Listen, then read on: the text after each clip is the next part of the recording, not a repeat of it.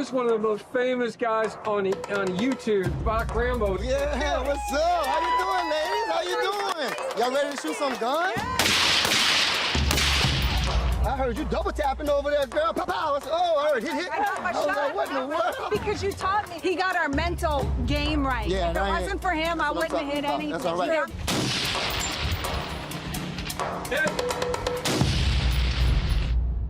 Well, that was the episode with Black Rambo. But what we didn't show you is how Black Rambo worked his magic with the whole team. We are very excited here to be with U.S. Arms. Jeff's here is going to walk us through a course of fire after describing the great characteristics of this weapon. Black Rambo has gone through a course of fire with the ladies who just left us. Yeah, the blast. But we are looking forward to this. This is a top-notch weapon. We live and breathe accuracy at U.S. Arms Company, and we're based out of an aerospace plant. We can mill metals to within 1/10 of a human hair. 1/10? Yeah, so our design and engineering, we feel like we have a tremendous advantage over any other manufacturers out there. But what we decided, we wanted to set out and break the norm in the gun industry in America. An AR-15 is a combat weapon. We know they're not built for accuracy, typically. So an AR-15, as Rambo will tell you out of the box, is a 3-minute gun at 100 yards. We've made an AR-15 that'll shoot sub 1 minute. Sub 1 minute? Sub 1 minute. So let me, how you did it? So here's how we do that. Let me hold your gun up here. We have patented a cam lock on the rear of our lower receivers right here. And this is a cam lock in its simplest form, but when pushed in the upward position, it brings the two halves of the gun together under 300 pounds of force. Oh, 300 pounds? 300 pounds. Oh, you really? So when you unify these as one solid receiver, our guns are going to shoot like a bolt rifle. Well, let me try this out. Hold on. Let me put this bolt home. Y'all see it's clear. Come out. Come out, really? Breaks down just as normal? Now I'm putting the clip up. Right? That's it. It's up. With very little pressure in that upward position, the play's gone. Hold on. The play's gone. And you can't push the button out after once it's up. So you can't break it down once the thing up, right? Yeah, but once it's up, it's got 300 pounds of force, so it's not coming apart. But hey, and I'm Black Rambo. I have one at home. I vouch for it. It's real, baby.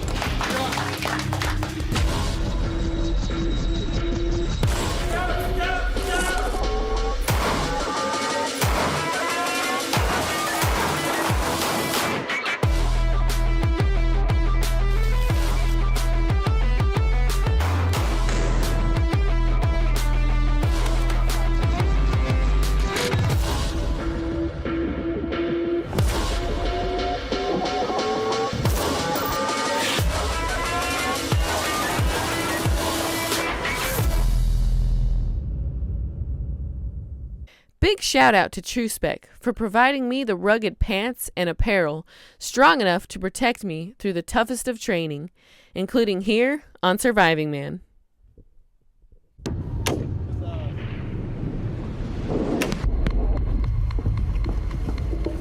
We wanted to replicate an EIC shooting match. Josh Kent, our operations manager, took first place at the Eastern Fleet match in Quantico with our rifle, so we wanted to replicate it for you guys. We're going to start at 200 yards. You're going to have 1 minute to shoot 10 rounds.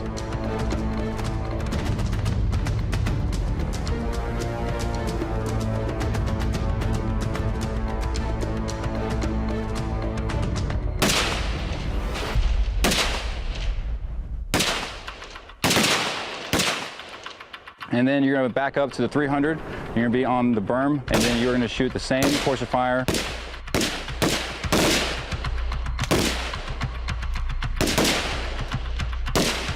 And then we will move back to the 500, and we'll do the same thing.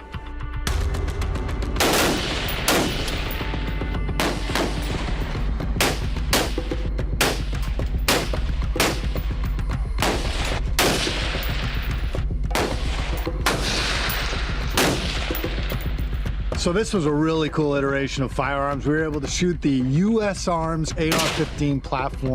Awesome gun, really tight, really accurate. We're shooting out at, I think, 500-600 yards, and you got guys that haven't really shot that type of distance before that are putting shots right on the target.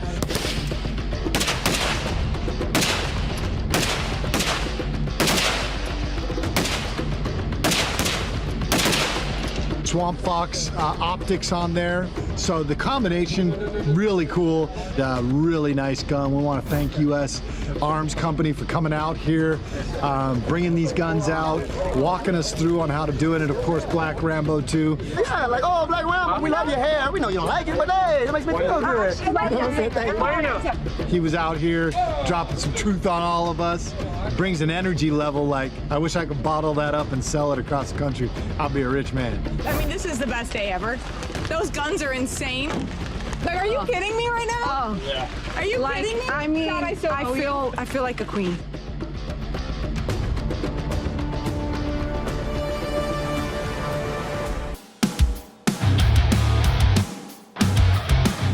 Hey guys, we're back at it again with Virtual Shot. Well, today I'm going to play with it, but I also have something special in here. Today I also have the Mantis X Blackbeard here. Let's play. Let's get to it.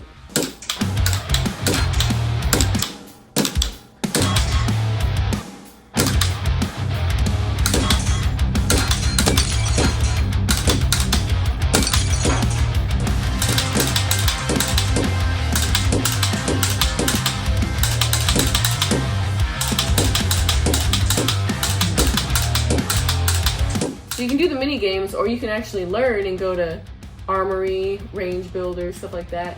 So a lot of that stuff and really going into the app and what it offers, that's in my prior video. So I'll leave a link down below so you can see that video and you can kind of see more about, in depth about that stuff.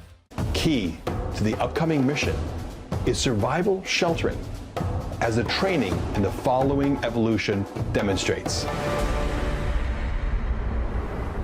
It's an honor to have Yari with us, who's the CEO of Vaustaleka, and he's got some amazing skills with his knives, and he's incorporated this into the course of fire. He'll also be using these knives building shelters later on in this course. And he's also one of the top competitors at everything. He's a soldier at heart. I saw it right away.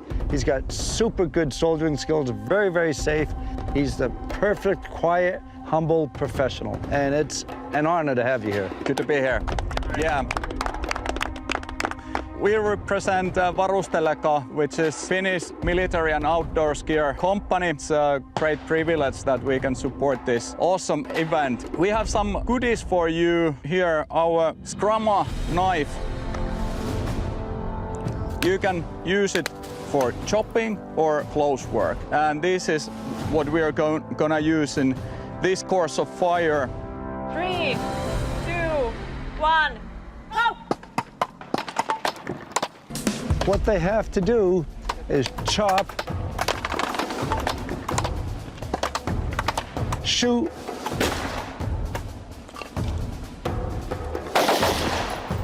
burpees. It's all physical.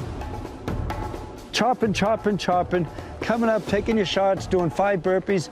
Before you know it, you've got 25 burpees, you pull shot down, you've got all these shots on target, out of breath shooting, which is the goal, because typically if you're in a gunfight, if it's a tactical and it's not a training experience, and you have to shoot tactically, you're not gonna be calm, you're gonna be out of breath. And that was a beautiful drill. I love that drill.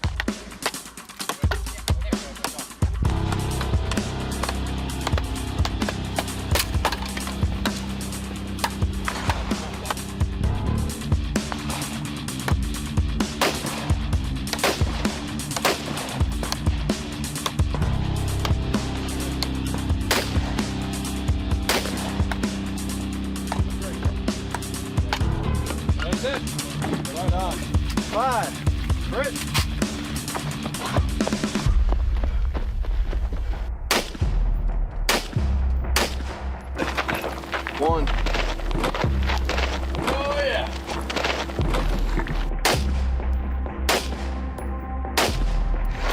Push yourself. You got this? 4. Last one, come on. Finish strong. 5, run, go, go. Keep going, touch the white barrel. Let's go. Come on, I'm right here. I'm a woodsman and I use big chopping knives like this a lot to make my bows and chop down the staves in the wilderness. And this thing will eat through just about anything. I can't wait to use it in my forest. That was hard. I took my time chopping the wood because I didn't want to make a mistake and risk losing an arm, because I've never done that before. I completed it and I finished it, so that was my goal.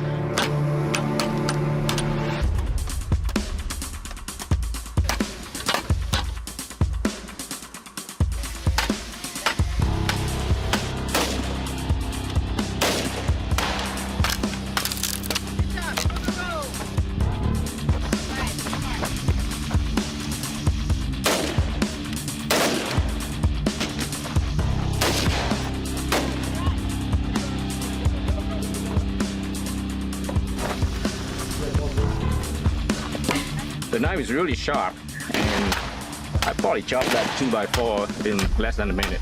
The knife is awesome, man. Like they said, you gotta be careful. It's super sharp, so I was definitely not trying to chop a limb off, but it was awesome. It was fun. It's nice, heavy duty. Bring this out camping or whatever.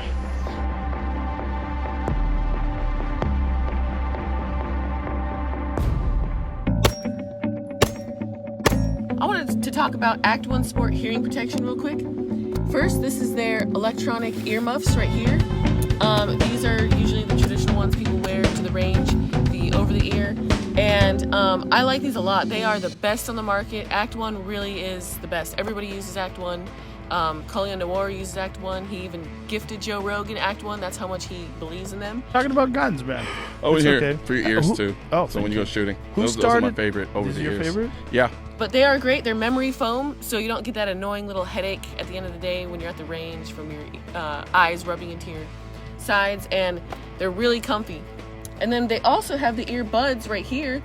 These are the in-ear. So yeah, I wanted to give a big shout out to Act 1. Thank you to them for always supporting this channel and supporting getting girls out on the range. And if you support my mission and getting girls out on the range, go support them.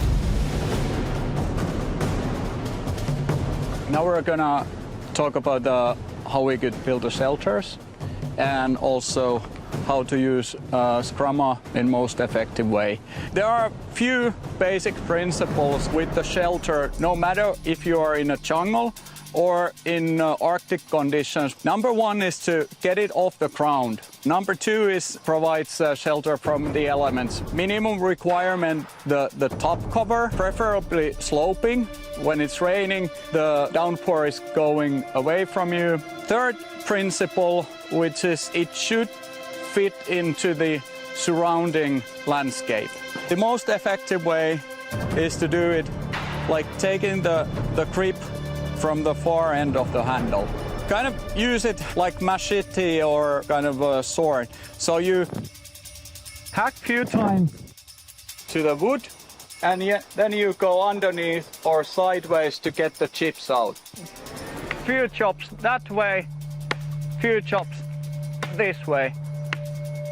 If we are doing the finer work, go as close as the blade as possible, and there's a different degree of bevel. If you need to, for example, do some precision work, if we are doing the 2-person height, you need at least the kind of wrist-thick wood to work with. Lastly but not least, keep it simple. It's a shelter, it's not a castle. So, how do we get a kind of a tension lashing over, under, and these two guys meet here?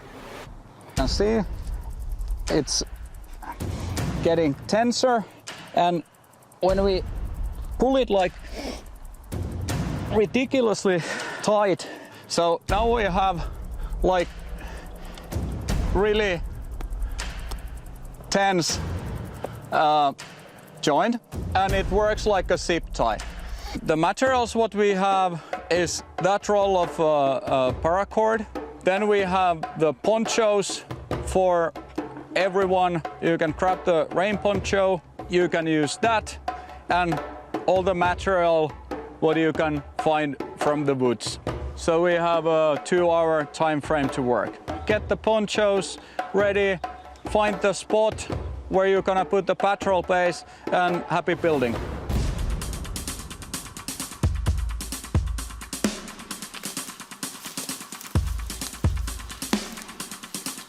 So this is a shelter building contest. Obviously, anytime you're out in the outdoors, you've got to protect yourself from the elements, like it's raining right now. In the desert, you have to get away from the sun. You need to be able to rest at night. You need a place where you can be able to cook your food. All of these things matter. So what we're looking for right now is, because the day is progressing, we're looking for speed and we're looking for quality. That's how we'll judge it in the end. Both black and blue teams are working separately. So we're gonna come back to them periodically, but at the end of the 2 hours, let's see who got it done the fastest and whose quality is the best. This is a nice little open area in here. Yeah. We can find, all three of us can kind of find a spot wherever you think would be a good fit.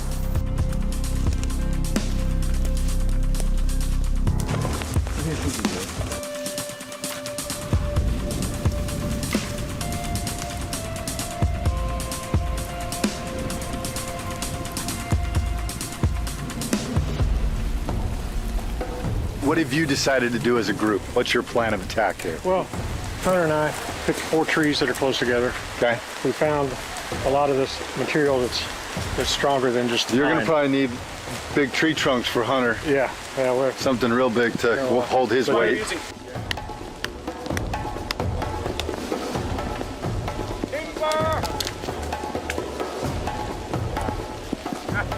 So I'm trying to get this long piece of wood right here because our shelter is a little bit low. There's a hill. I'm trying to build a dam, so if I put a piece of thick wood right there, it'll stop the rain. Hopefully it's thick enough. If not, I'll just find a different piece of wood.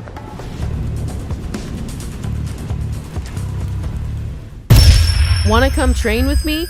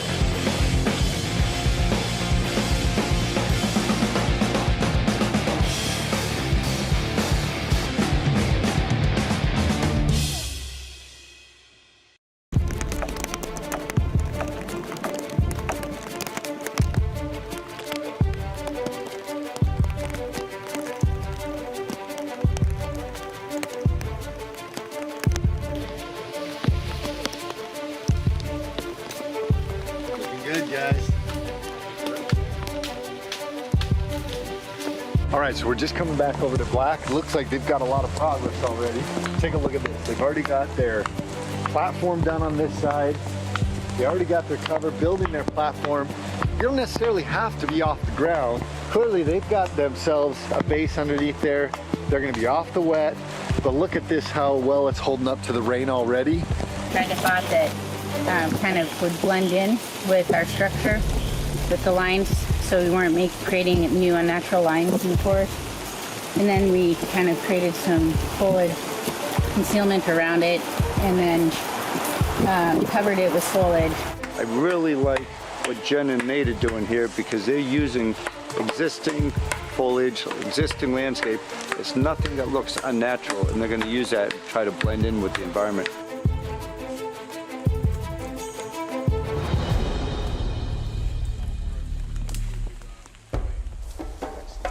Ready?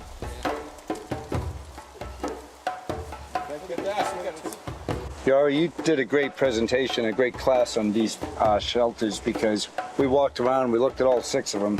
They're all outstanding. If we could, would you mind taking us through each one and describing the benefits of each shelter? Here's one example with the elevated platform, which is tied to the 4 trees. Pretty simple setup. The pros are, like, it was really easy to build, and underneath, when you have enough room, you have room for your gear. The cons are the larger footprint, so it's a bit higher, but with this wet vegetation, so it disappears quite nicely. I kind of went with a lower profile to stay kind of in with the landscape behind me. And as you can see, we camouflaged it, so it's just two ponchos, one's overlapping the other. We made a simple A-frame. It's a smaller footprint. This one was really quick. I think we were done in about an hour, and we had time to camouflage it up. Me and Raquel's thought process was to somewhat that was off the ground, but still somewhat low profile. I think we kind of missed the low profile by a little bit. Support beams were a little bit flimsy, so we ended up finding some old PVC pipe and the stump and just a Y branch to support everything and make sure that it would be sturdy enough to support both of us. Used a few trees on this side where we're going to be open, because it's an open view right there, and obviously everyone can see us right there, so to try to conceal it a little bit more. We were really, so our focus was really on concealment and a minimalist approach. Really what we wanted to do is truly blend in with the landscape. So what we did is we looked for a place that had a lot of concealment naturally. We looked for a line that was natural in the forest, so we weren't creating a new unnatural line. Thinking is, you know, we cover the other side, so one person can sleep over there, the other person can lie down and rest. And the reason why we have this open is because we want to be able to look outside. If enemy come, we can pretty much turn, roll down, and start shooting if necessary. And we have the little rain collector over there. So once we have enough water, we'll pull it up, tie it in a knot, and water cannot drip in there anymore. Okay. So we ran out of a little time on the structure, so we didn't get to do the camouflage. Probably should have prioritized that. And well, we had to build a pretty sturdy structure because we had one big man. We were thinking about the security. We were wanting to see from every angle. We were considering closing off one of the sides, but then we thought, well, if it just covers the top of us, then we can like be laying front to back, poke our heads out, see wherever, and then we just cross sections kind of to we used the fill in tree. gaps. We used the trees to secure it, and then we had to, of course, brace it several times. And you get in there. How much do you weigh? 260. Yeah, 230.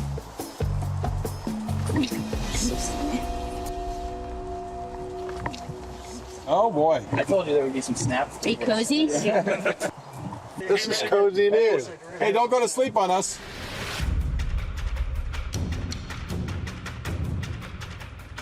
The evolution went, well, first of all, it started off with an exceptional class. That class was top notch. And they had an exceptional tool. All they had was minimal gear. A couple of them had poncho liners, and 550 cord. In 2 hours, they all built structures this good. In law enforcement, we're always looking for opportunities in training to stress inoculate. We want you to be to where you can handle any type of situation. Yeah, you know, when we were going from place to place, I really thought Black had just overall, I think they've had some seasons. They had Yari, they had Michael, or David, who lives in the outdoors pretty much. Because here we had a Marine and an Eagle Scout too. Yep. It goes to show you how important just any type of training is. The Eagle Scout training wasn't military, but look at what he's done. It worked great.